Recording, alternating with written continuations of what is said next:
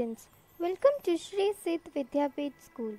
I hope you all doing good and staying safe from this COVID-19. So students, today we are going to begin your new chapter, lesson 2, the Great Indian Bustard. It's a bird, Great Indian bird. Its name is bustard.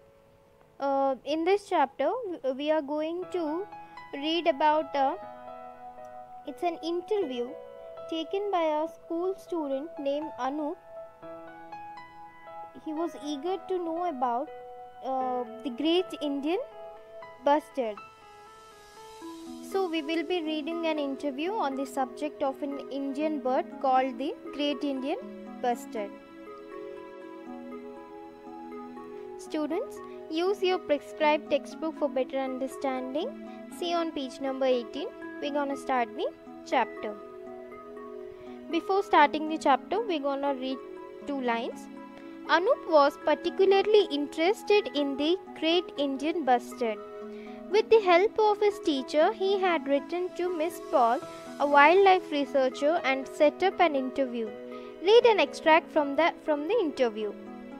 So students, Anup was particularly interested about the Great Indian Bustard, as I said before, and this story is an interview, the extract taken from the interview which Anup had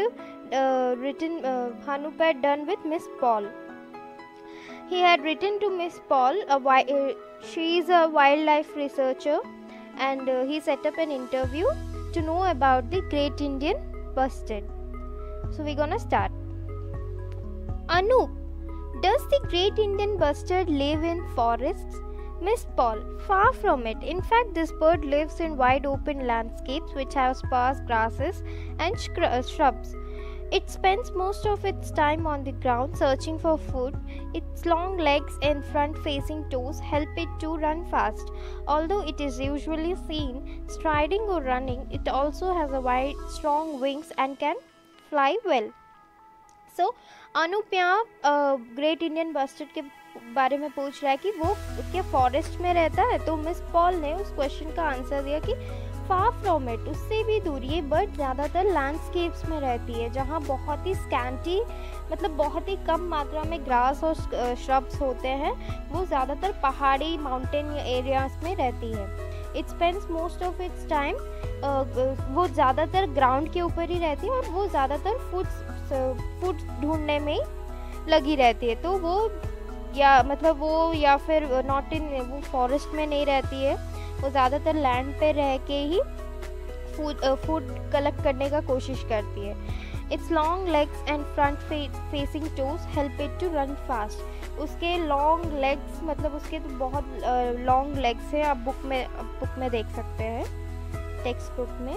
उसके long legs हैं और उसके जो बहुत front facing, मतलब उसका जो नेक और फेस का ये है वो बहुत ही लंबा है. तो उसके वजह से वो बहुत स्पीड से दौड़ सकता है. वो बहुत फास्टली दौड़ता है और वो ज़्यादातर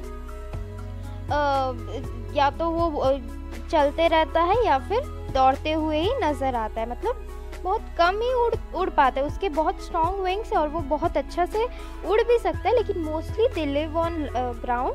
दे वॉक कॉन्फिडेंटली एंड या तो रनिंग करते या तो चलते रहते हैं. मोस्टली फूड कलेक्ट करने में बिजी रहते हैं. Anup, I have read that it is the heaviest flying bird in India. Is that true? Miss Paul, indeed. At about 15 kg, it is the heaviest fly in India, but not in the world. The world record is held by a relative, if we may call it so. It is the Kori bustard, which is found in Africa. The Kori often weighs more than 18 kg. Anoop miss Paul से और एक question किया, क्या ये bird हमारा India का heaviest flying bird है, क्या ये सच है? तो मिस पॉल ने इसका आंसर दिया, यस, इन फैक्ट वो 15 kg है. वो बहुत ही हैवीएस्ट बर्ड है, पर not in world. It's we can not say that this bird is heaviest bird in whole world. It's a heaviest bird in India only. The world record is held by another कोई bird है it's mostly related, मतलब वो पूरी तरह ही इसके जैसा दिखता है। उसका नाम है कोरी बस्टर, वो अफ्रीका में होता है। उसका वेट इससे भी ज़्यादा, वो 18 kgs है। मतलब not in only in India this great Indian bustard is heaviest flyer in India. Anup, what does the great Indian bustard eat? तो अब अनूप पूछ रहा है कि ग्रेट इंडियन बस्टर्ड खाता क्या है। Miss Paul, the bird's diet varies according to the season. The bird feeds on grass seeds, agricultural crops such as groundnuts and millets, as well as insects such as grasshoppers and beetles. It also eats rodents and lizards. We may term it as an omnivore, as it generally lives in arid regions. It has evolved to manage with very little water. It usually breeds in the monsoon season, which is when food is most easily available. So, miss Paul ने answer दिया कि इस bird का diet जो है वो season के accordingly vary करता है।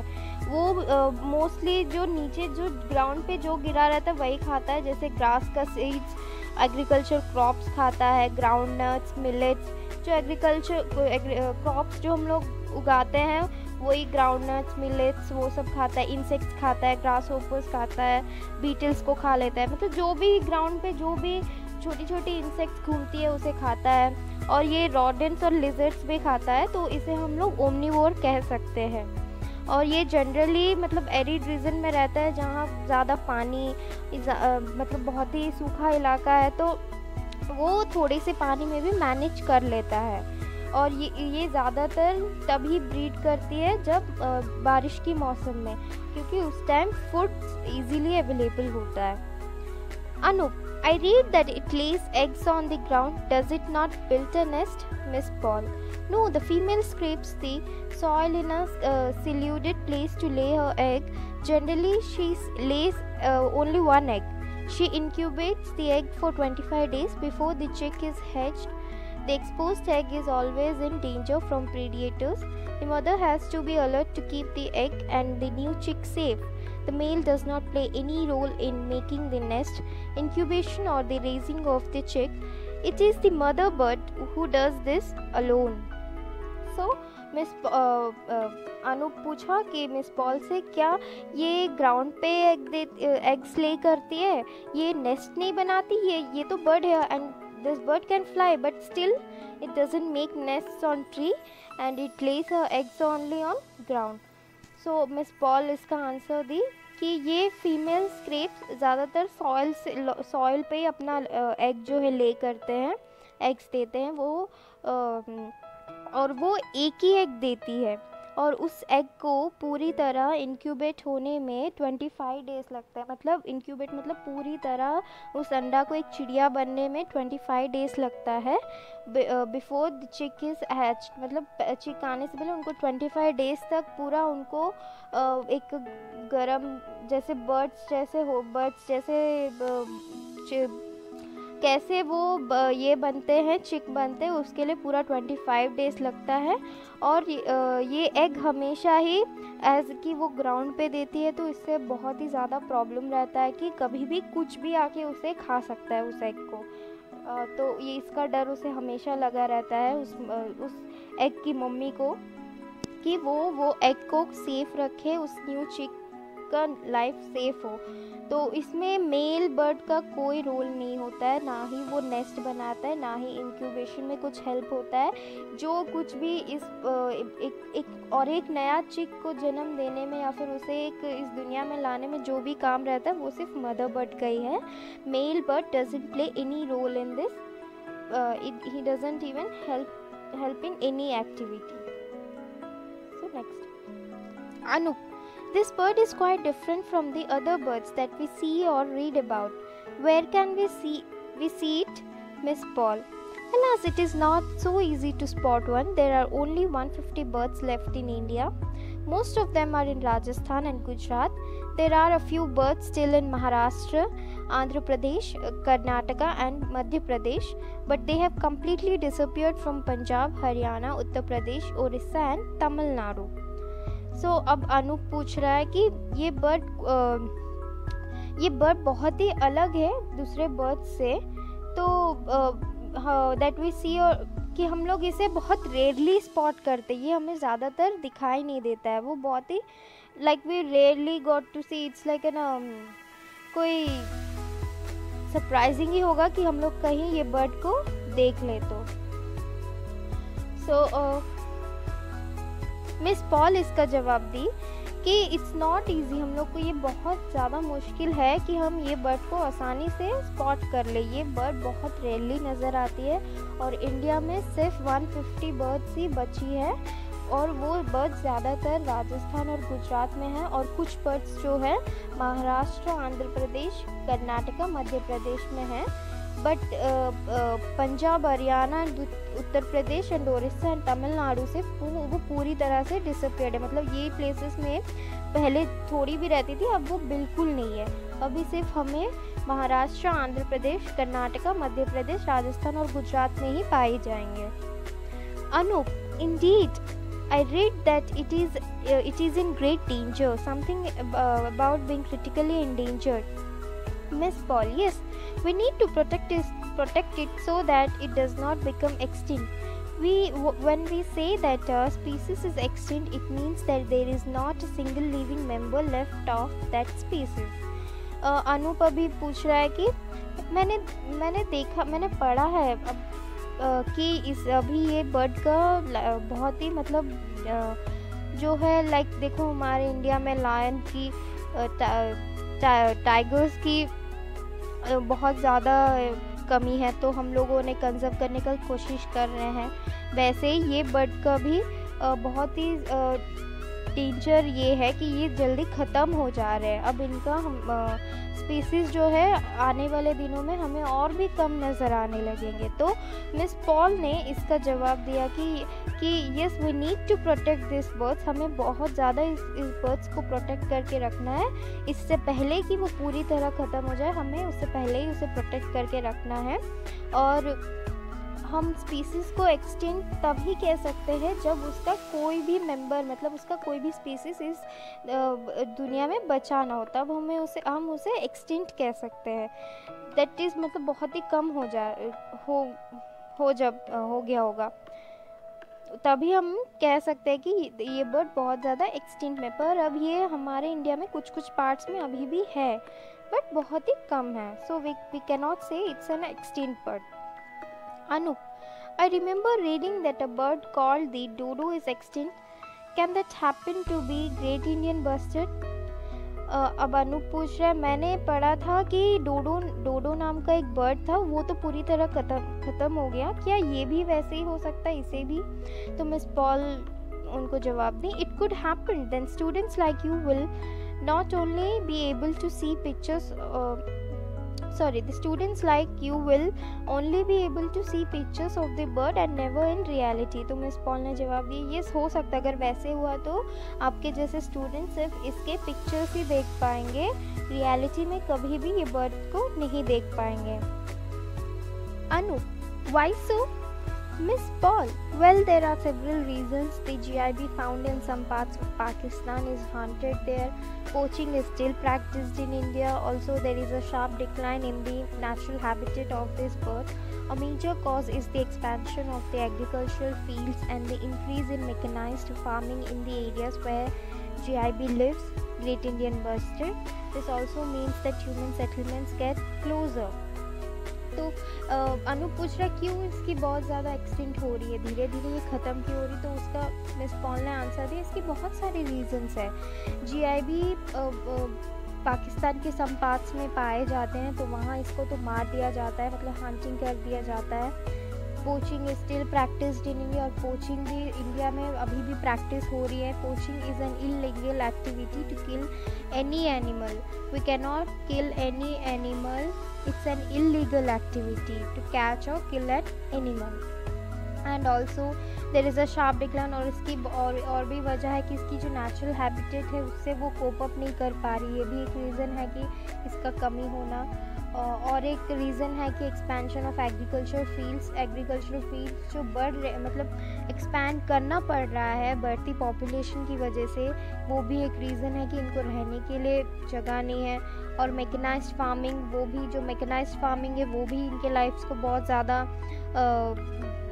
इफेक्ट कर रही है। इनका जो ये तो लैंडस्केप एरियाज नहीं तो ओपन एरियाज में रहते हैं, they can't keep flying always, so they live on ground. So वो भी एक रीज़न है कि ये फार्मिंग और ये सब एग्रीकल्चरल फील्ड्स जो जगह ऑक्यूपाई कर रही है, इसकी वजह से भी इनका थोड़ा प्रॉब्लम है। इससे इनकी जो स्पेसेस है कम होती जा रही है। और this also means that human settlements gets closer, और ये सब है कि जो ह्यूमंस भी, जो पॉपुलेशन बढ़ रहे हैं तो उनका भी रहने का जगह भी बढ़ रहा है, तो ये भी एक रीज़न है। Then there are some other reasons that may surprise you.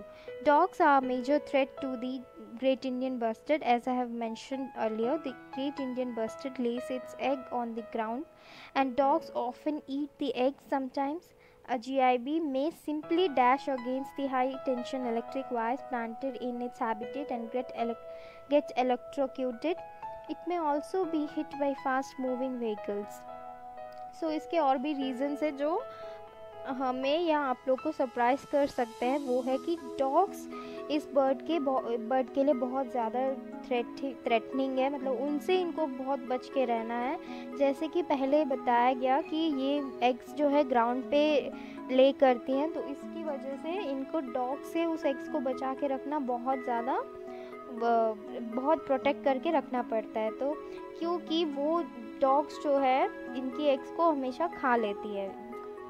और जो इस बर्ड का और भी जो रीज़न्स है ख़त्म होने का, वो है कि जो भी हमारी जो अभी ये है वो तो एकदम तारों से जुड़ी हुई, we are connected through wires. So इससे क्या हो रहा है, तो जो इलेक्ट्रिक वायर जब ये उड़ती है तो वो कभी इलेक्ट्रिक वायर्स में लग के इलेक्ट्रिक शॉक लग के मर जाती है, या फिर कोई व्हीकल्स इन्हें हिट कर देता है, तो ये भी एक रीज़न है। ये सब रीज़न है इनकी एक्सटिंक्ट होने का, तो इससे हमें कम से कम इस बर्ड्स को बचाने का कोशिश करना है। Anoop, is anything being done to protect the GIB from this threats? अब अनूप पूछ रहा है क्या कोई कुछ है जिससे हम इस बर्ड्स को प्रोटेक्ट करके रख सकते हैं ये सब थ्रेट से, मतलब ये सब जो भी रीजन है ये सब से ये बर्ड्स को बचा के रखने का कोई सॉल्यूशन है? तो देखते हैं। Miss Paul, protecting any species requires joint efforts by research institute, scientific organizations, government departments and NGOs.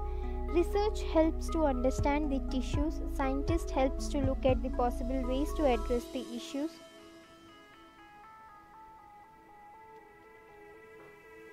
Research helps to understand the issues. Scientists help to look at possible ways to address the issues, while the government can help by setting aside funds and making suitable laws as well as ensuring this implementation. तो miss Paul बता रही है किसी भी species को protect करने के लिए बहुत सारी जॉइंट एफर्ट्स लगाने पड़ेंगे, मतलब एक अकेला का ये काम नहीं हो सकता है, इसके लिए बहुत सारी चीज़ों को एक साथ होना पड़ेगा तब जाके होगा। Like research institute, scientific organisations और गवर्नमेंट डिपार्टमेंट्स और NGOs को साथ मिलकर काम करने से तब जाके ये पॉसिबल हो सकता है। रिसर्च हमें इसकी टिश्यूज़ को रिसर्च हमें इसकी इश्यूज़ को समझने में मदद करेगी। साइंटिस्ट इसकी पॉसिबल वेज को ढूंढ के निकालेगी, कैसे हम इस इश्यूज़ को सॉल्व कर सकते हैं, कैसे एड्रेस कर सकते हैं। और गवर्नमेंट हमें हेल्प कर सकती है फंड्स के थ्रू, सूटेबल लॉज बना कर कि पोचिंग इज़ इलीगल, इसको रोकना है, इसके अगेंस्ट सूटेबल एक्शंस लेना पड़ेगा। अगर कोई पोचिंग को बढ़ावा दे रहा है तो उसके अगेंस्ट सूटेबल एक्शंस लेकर, तो ये सब के लिए ये सब चीज़ों का एक साथ होना बहुत ज़्यादा इम्पॉर्टेंट है। Anoop, can students like me help in any way? Miss Paul, you have already started by trying to know more about this bird. As you now know, must share this. Miss Paul, you have already started by trying to know more about this bird. As you now know, the GIB is a fascinating bird and it is in great danger. You must share this information with your friends. You could also work to spread the message of conservation of the species and their habitats. The future and the safety of wildlife and the environment lies in the hands of young people like you. Anup, in which I shall thank you for the interview. So Anup पूछा क्या मेरे जैसे students कुछ help कर सकते हैं इस birds को प्रोटेक्ट करने में? तो मिस पॉल ने कहा हाँ, जैसे कि आपने तो ऑलरेडी स्टार्ट कर दिया इस बर्ड के बारे में जानना, तो ये बर्ड बहुत ही ज़्यादा फैसिनेटिंग है, ये बहुत ही लोगों को अट्रैक्ट करती है और इसकी लाइफ अभी बहुत ज़्यादा डेंजर में है।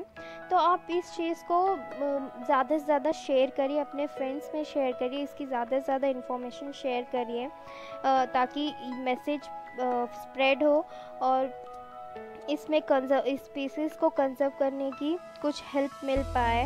और the future and safety of wild life तो अब हम जैसे यंग पीपल्स के हाथ में है, तो हमें स्टेप लेना चाहिए इस बर्ड को बचाने का। अब जैसे कि हम लोग देख रहे हैं कि अभी जो इतनी पोल्यूशन है, इतनी सारी जो प्रॉब्लम्स अराउंड है हमारे, ये सब से हमें बचना भी है और हमारे सराउंडिंग्स जो है उसे भी बचाना है। Animals they can't do anything themselves, so we are creating problems for them, so we have to solve the problem। तो हमें पोल्यूशन कम करना, ये सब कम करने से ये सब बचेंगी। जैसे कि इसमें बहुत सारे वेज बताए गए कि कैसे बचा सकते हैं।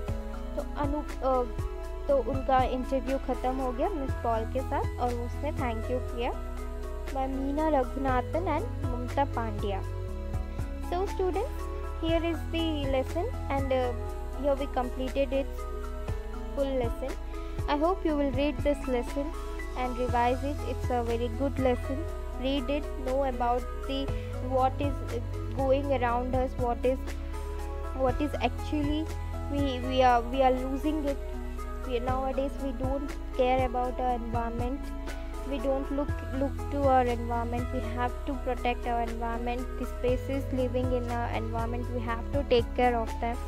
So take a step to protect all these species. Any possible ways, we can't go to extent to do anything, but we can take small steps to protect all these species and protect our environment. So in the next video we are going to discuss the question and answers of this chapter. Until then, read the chapter. Okay, thank you.